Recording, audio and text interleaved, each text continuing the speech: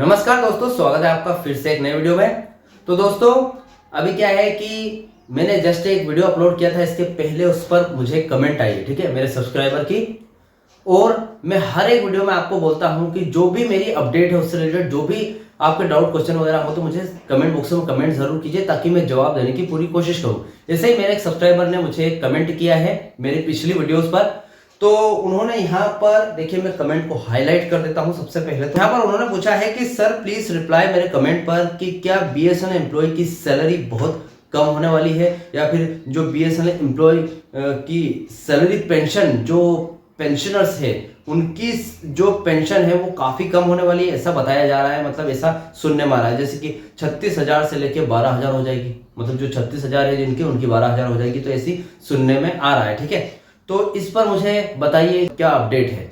ठीक है, तो देखिए सुनने में तो बहुत सारी चीजें आती है, लेकिन मैंने सोचा कि इस पर एक वीडियो बनाकर लेकर आऊं ताकि इससे रिलेटेड इससे जुड़े हुए बहुत सारे क्वेश्चन हो सकते हैं मेरे सब्सक्राइबर के, तो उनको भी उनका जवाब मिल जाएगा। ठीक है, तो आज इसी टॉपिक पर हम बात करेंगे कि भैया जो ये अफवाह है या फिर क्या सच में आपकी जो पेंशन है वो थर्ड पीआरसी लागू होने के बाद 36,000 से 12,000 होगी या नहीं। ठीक है, तो इस पर पूरी जानकारी डिटेल तरीके से आपको आज इस वीडियो में आपको बताने वाला हूं। तो चैनल बनाए तो सब्सक्राइब करें। मेरा नाम है सुनील विश्वकर्मा। जानकारी यूजफुल लगे तो एक लाइक करके जरूर जाना। चलिए दोस्तों बढ़ाते हैं वीडियो को आगे।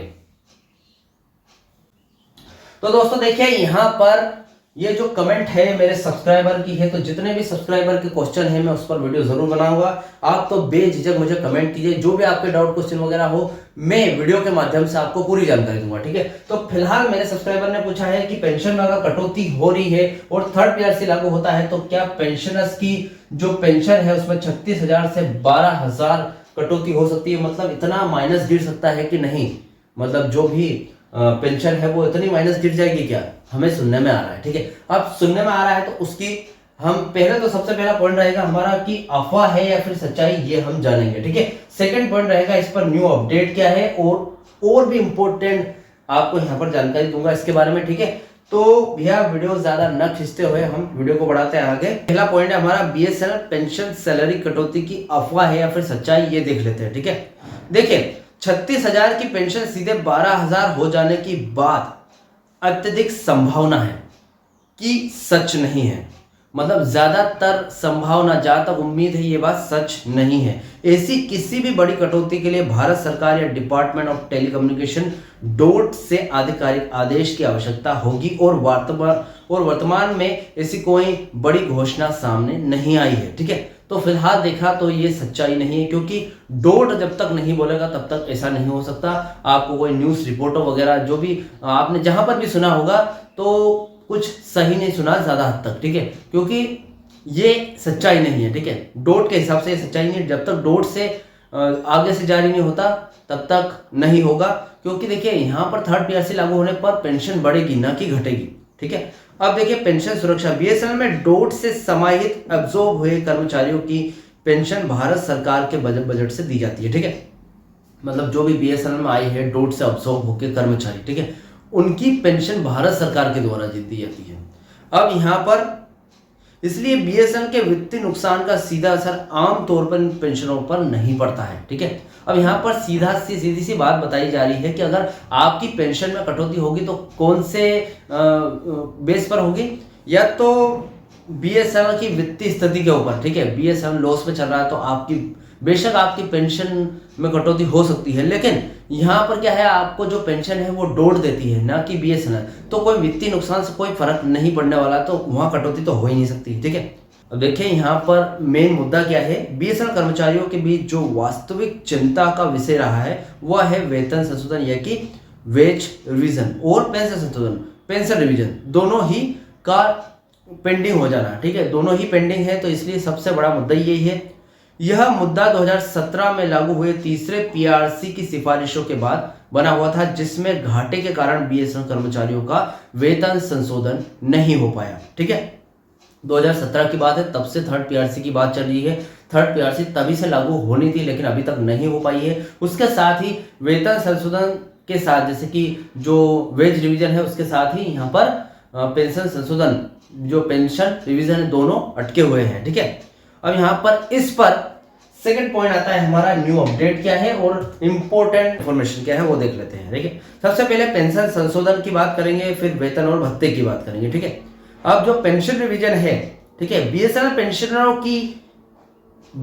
पेंशनरों की पेंशन का संशोधन 7वें वेतन आयोग यानी कि 7th सीपीसी के अनुरूप न होने से नाराजगी है, क्योंकि वे केंद्रीय कर्मचारियों की तर्ज पर लाभ मांग रहे हैं। ठीक है, अब देखिए यहाँ पर बीएसएनएल पेंशनर को जो है पेंशन कौन देता है, डोट देती है। ठीक है, इसमें होता क्या है कि पेंशनर्स जो 7 सीपीसी 2016 में लागू हुई थी उसी के तहत जो बीएसएनएल के डोट से जो ऑब्जर्व होकर पेंशनर आए हैं वो 7 सीपीसी की पेंशन की मांग करते हैं। ठीक है, कि जो भी उनकी 7 सीपीसी जब लागू हुई, जब केंद्रीय कर्मचारियों की पेंशन संशोधन हुआ उसी टाइम पर हमारा भी होना था, तो आपने क्यों नहीं किया, इस पर थोड़ी सी नाराजगी है बीएसएनएल कर्मचारियों की। जो केंद्रीय कर्मचारियों को पेंशन संशोधन मिला है उसी के तर्ज पर वो मांग कर रहे हैं कि उसी के हिसाब से हमको भी वेतन संशोधन मिलना चाहिए और वो डोट ही देगी, बीएसएनएल नहीं।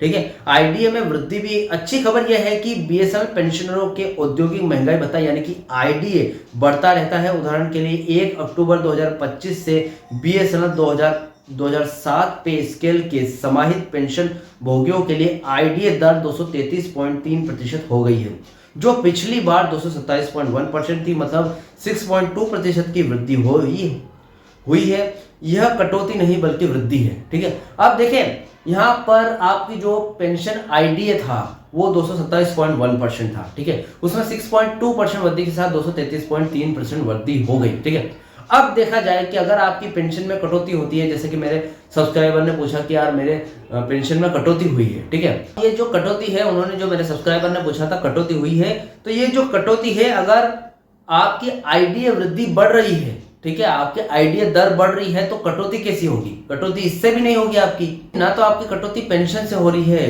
क्योंकि आपकी पेंशन डोट से मिल रही है, और ना ही आपकी कटौती यूं हो रही है कि आपके आईडीए दर भी बढ़ रही है तो वहां भी कटौती नहीं हो रही है।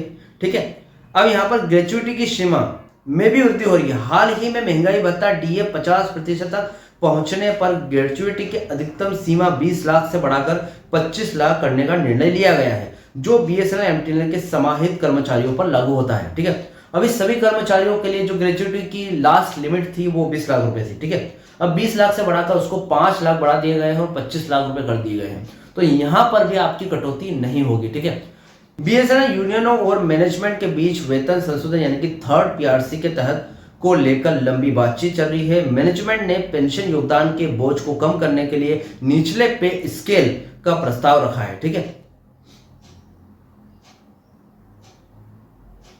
अब जिसका यूनियनों ने विरोध किया था, अब सबसे नीचा पे स्केल रखा गया है, जिसका जो यूनियंस है बीएसएनएल ईयू वगैरह ये विरोध कर रही है कि भैया ये मत करो, इससे कर्मचारियों को नुकसान होगा, लेकिन फिर भी मैनेजमेंट ने यही किया है। यह मुद्दा अभी भी पूरी तरीके से सुलझा नहीं है, लेकिन यूनियनों ने इसे ऐतिहासिक उपलब्धि बताया है, जिसमें कुछ शर्तों के साथ वेतन संशोधन लागू होने की संभावना है। ठीक है, अभी फिलहाल संभावना बनी हुई है कि वेतन संशोधन हो जाएगा, लेकिन अभी हुआ नहीं है। डीए का बकाया भी है। हाल ही में नवंबर 2025 की खबरों के अनुसार बीएसएनएल यूनियनों ने जनवरी 2025 से बकाया जो डीए की किस्तों का भुगतान न होने पर मैनेजमेंट के समक्ष एक कड़ी नाराजगी व्यक्त की है। मतलब उन्होंने थोड़े से गुस्साया है।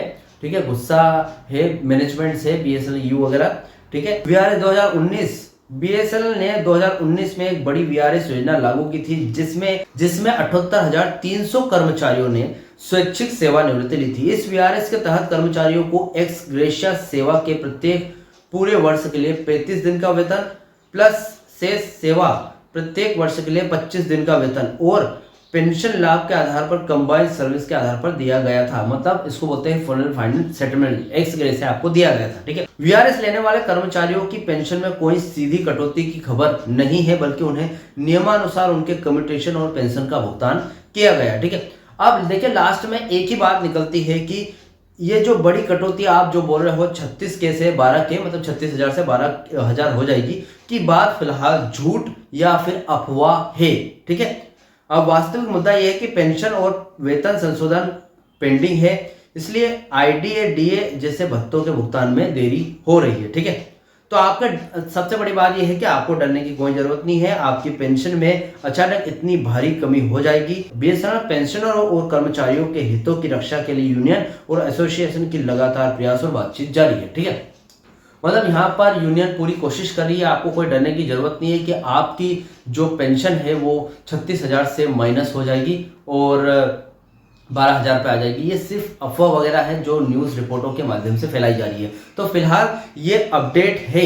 ठीक है, जो मेरे सब्सक्राइबर ने मुझे क्वेश्चन किया था उसका जवाब आई होप आपको मिल गया होगा। तो इस जवाब से रिलेटेड कोई भी डाउट क्वेश्चन वगैरह हो तो मुझे कमेंट बॉक्स में कमेंट कर सकते हैं। वीडियो अच्छा लगा तो वीडियो को लाइक कमेंट से जरूर करें। मिलते हैं दोस्तों नेक्स्ट वीडियो में। सी यू सून।